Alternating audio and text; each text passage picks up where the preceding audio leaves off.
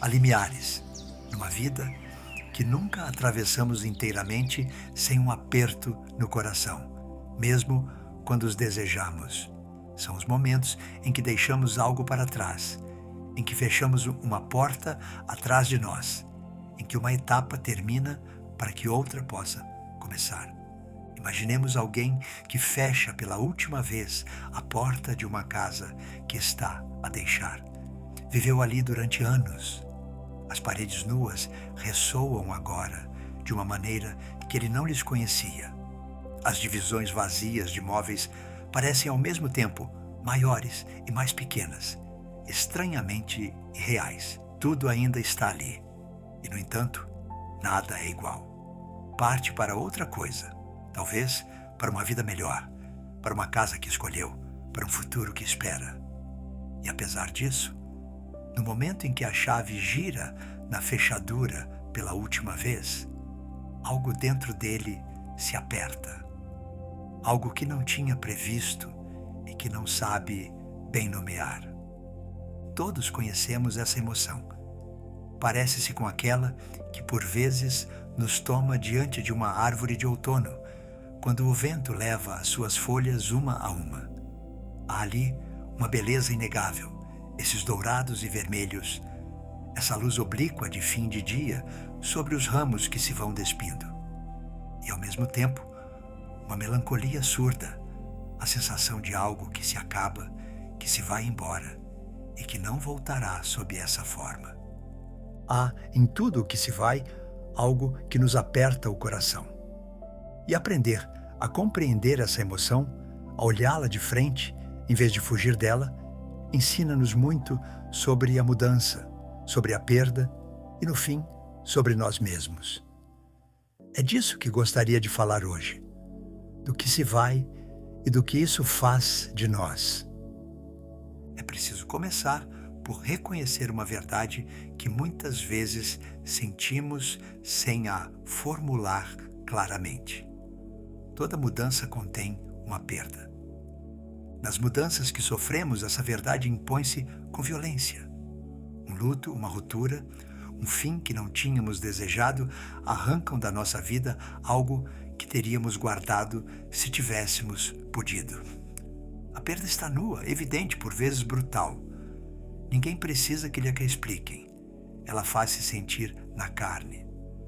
Mas existe outra forma de perda, mais discreta, que raramente nomeamos, porque se esconde no próprio coração das nossas alegrias. É a perda contida nas mudanças que escolhemos, desejamos, por vezes esperamos durante muito tempo. A criança que cresce ganha o mundo, mas perde a infância.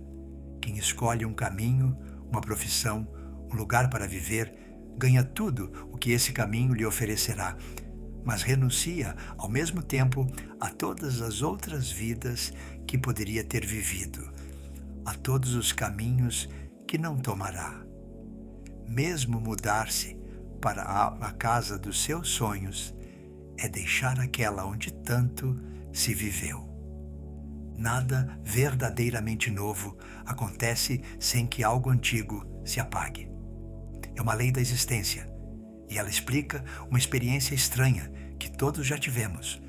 Por que é que as nossas maiores alegrias são, por vezes, tingidas por uma melancolia que nos surpreende e que temos vergonha de confessar? Porque, sem o sabermos, choramos ao mesmo tempo aquilo que a nova felicidade nos obriga a deixar. No coração de cada ganho vela a pequena sombra de uma perda. Se compreendermos isto, compreendemos também por que resistimos tantas vezes à mudança, mesmo quando a desejamos. Porque aquilo que tememos no fundo não é tanto a novidade em si, é aquilo que precisamos de largar para acolher. Perante essa perda que acompanha toda mudança, desenvolvemos 1000 estratégias para reter o que passa. Congelamos as coisas, adiamos as transições, agarramo-nos ao que já não é. Gostaríamos que nada se movesse, que o tempo suspendesse o seu curso, que aquilo que amamos permanecesse eternamente tal como o conhecemos. Guardamos objetos, hábitos, maneiras de ser que já não correspondem ao que nos tornamos. Simplesmente porque largá-lo seria reconhecer que algo se foi. Esta luta para reter é profundamente humana e não devemos desprezá-la. Nasce do amor, do apego ao que nos foi precioso, do desejo tão natural de preservar o que nos fez bem. Não é uma falha, é a marca da nossa capacidade de amar, mas é preciso reconhecê-lo com suavidade, a fonte de uma grande parte do nosso sofrimento, porque não se retém aquilo que foi feito para fluir. Apenas nos esgotamos a apertá-lo e, ao fazê-lo, privamo-nos do que poderia vir. É como querer guardar água fechando o punho. Quanto mais apertamos, mais a água escapa entre os dedos. E tudo o que obtemos é uma mão crispada, fechada, incapaz de receber, seja o que for. A mão aberta também não retém a água, não é verdade? Mas ao menos pode acolher água nova, sentir a sua frescura, deixá-la passar e voltar. O punho fechado, esse, não guarda nada e já não recebe nada. Passamos muito tempo nas nossas vidas de punho fechado sobre aquilo que se vai. E depois espantamo-nos por nos sentirmos tão cansados e com as mãos tão vazias. É aqui que a sabedoria antiga nos oferece outra maneira de ver, mais ampla, mais apaziguada. Ela convida-nos a olhar o real tal como ele é, não como um conjunto de coisas fixas que deveriam permanecer, mas como um movimento perpétuo, um fluxo incessante onde nada alguma vez se detém. Nunca nos banhamos 2 vezes no mesmo rio, diziam os antigos, porque a água em que entramos da primeira vez já correu em direção ao mar. E é uma água nova que nos envolve. As estações giram sem descanso. Os dias sucedem às noites. Os seres nascem, crescem e regressam de onde vieram. Tudo passa. Tudo se transforma. Tudo é levado por um grande movimento que não conhece repouso. Nesta visão, a impermanência não é um defeito do mundo que seria preciso corrigir, nem uma crueldade contra a qual deveríamos indignar-nos. Ela é a própria natureza das coisas, a sua maneira de estarem vivas, porque aquilo que já não muda está morto. Uma água que já não corre estagna. Uma árvore que já não perde as folhas deixou de viver.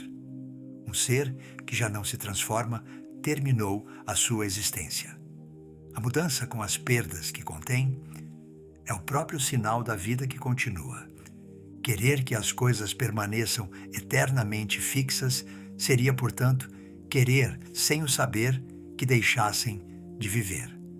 Seria preferir uma fotografia a um rosto, uma flor seca a uma flor que se abre e murcha.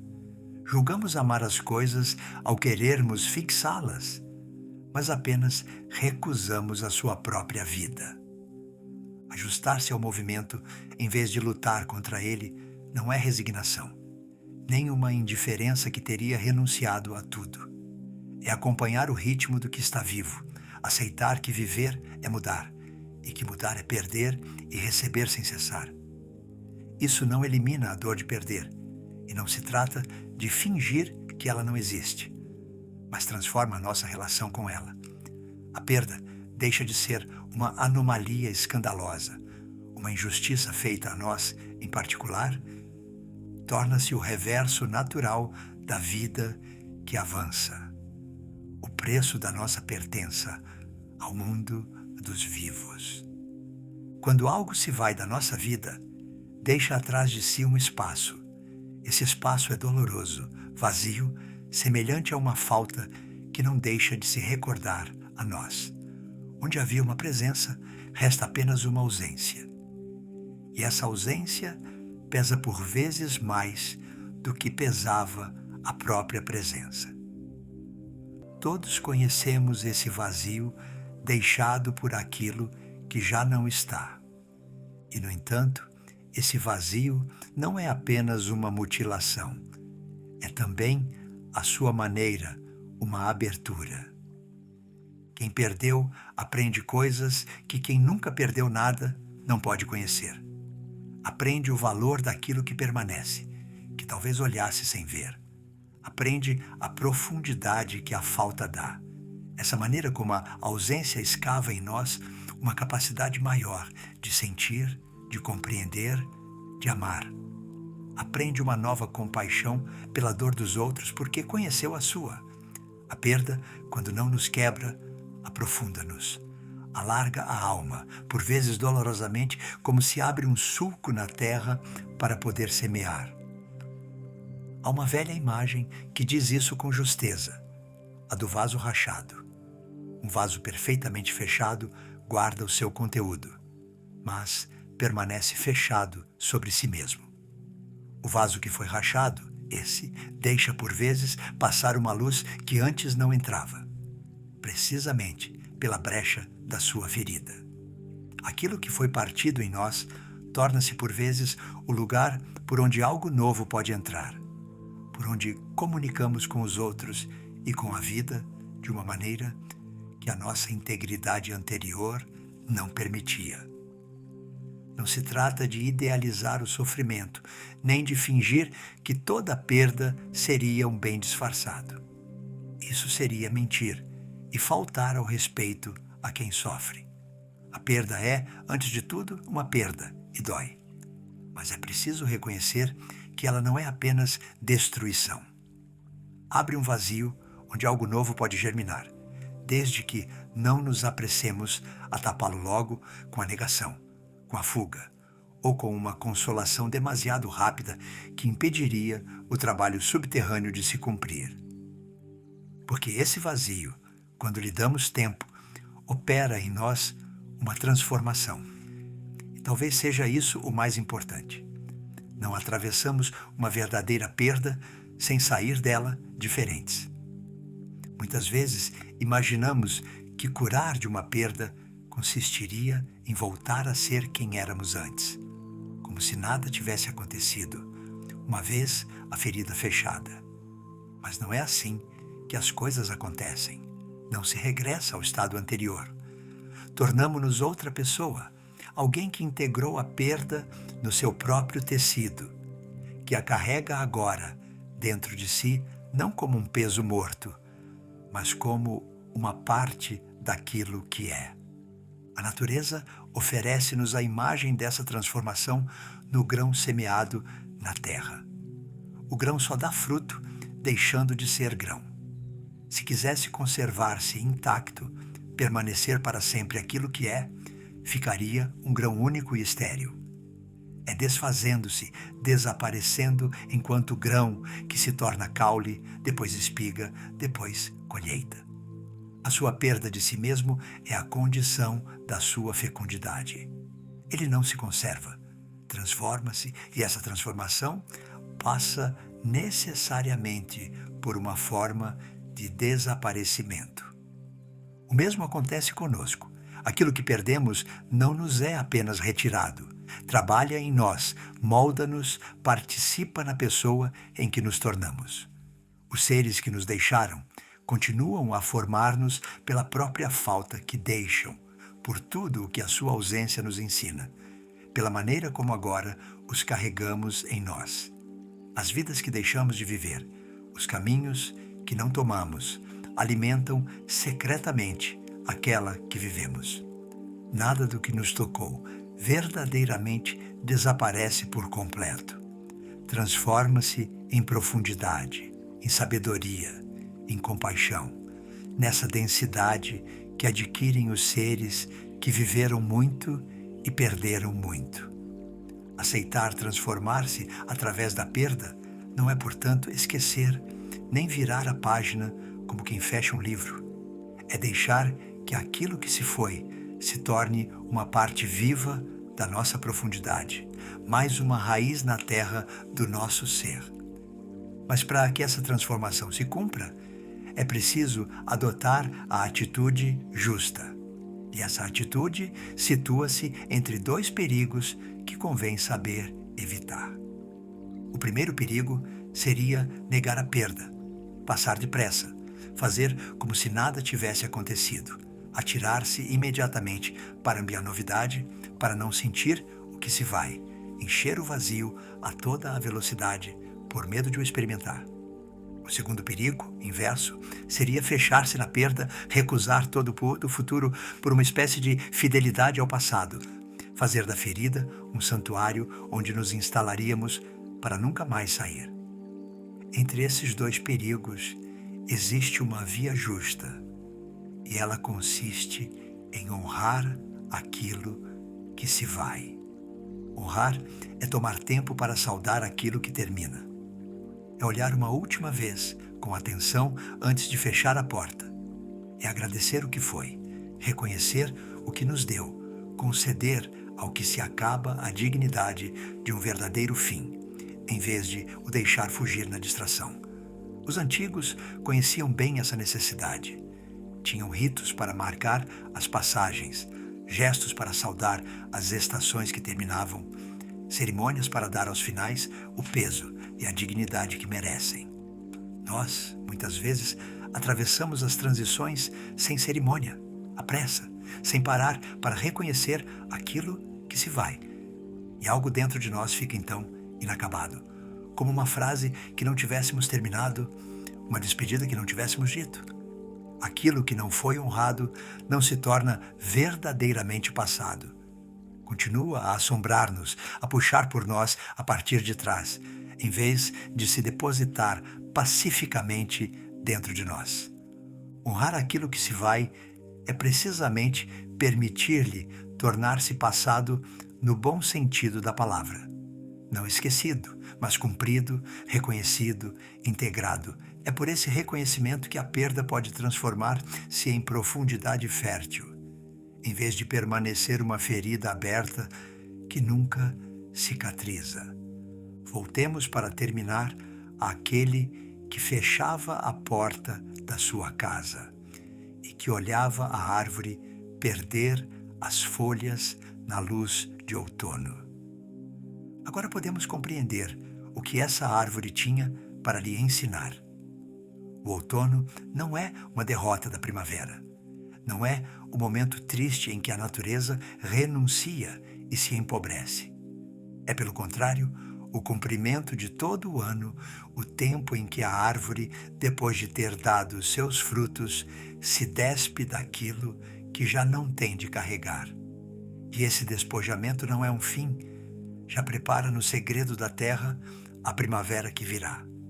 As folhas que caem não se perdem, alimentam o solo de onde renascerão as folhas futuras. Nada se perde verdadeiramente no grande ciclo das coisas. Tudo se transforma, tudo circula, tudo passa de uma forma a outra sem nunca deixar de ser. Nós próprios estamos envolvidos nesse movimento. Somos feitos de tudo o que perdemos, tanto quanto de tudo o que guardamos.